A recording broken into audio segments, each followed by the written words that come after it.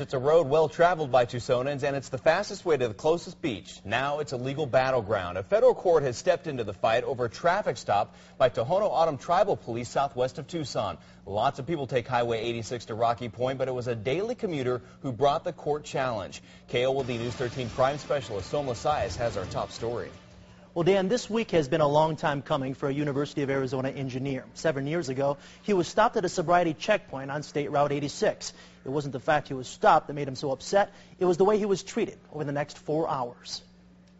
I maintain the equipment and the telescopes. 40-year-old Terry Bresci is a pretty smart guy. He's an engineer at the U of A, and one of his jobs is assessing threats presented to our planet by objects like meteors and comets. That's what takes him to Kitt Peak on a regular basis, where he maintains the telescopes and monitors the activity in our solar system.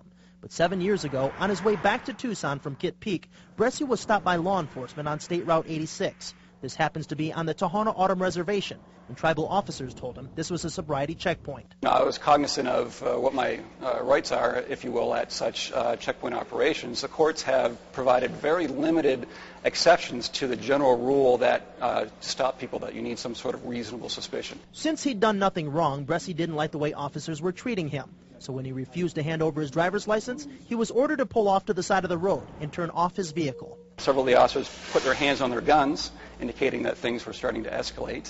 At that point, they opened up my door and physically removed me from the vehicle, put me down on the ground, handcuffed me, and dragged me off to the side of the road. Yesterday, the Ninth Circuit Court of Appeals determined those tribal officers had no right or legal basis to detain Terry Bresci for such a period. Primarily, one of the issues for the court was that that's a state highway. Paul Gattone is a defense and civil rights attorney who is familiar with Bresci's case.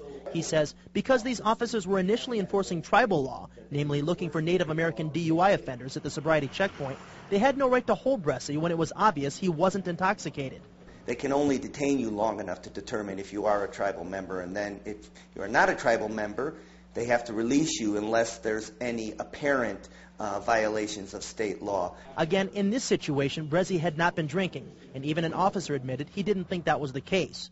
He was detained because he refused to hand over his ID, and since he did nothing wrong, there's no law stating he had to. I respect the tribal nation and its authority, and I hope that they can equally respect the rights of individuals who travel along inside their boundaries. The Tohono O'odham Nation responded today by saying the nation is examining the opinion of the court and how it may or may not affect tribal policy relating to sobriety checkpoints. In a written release, the nation's Attorney General also said the court recognized the sovereign rights of the tribes to investigate violations of tribal law on state rights-of-way running through reservations and to detain non-Indians for clear violations of state law. Again, clear violations of state law is the key phrase here. In Terry Bresci's case, there was no such clear violation. Reporting live, Som Lascias, KOLD News 13, live, local, late breaking.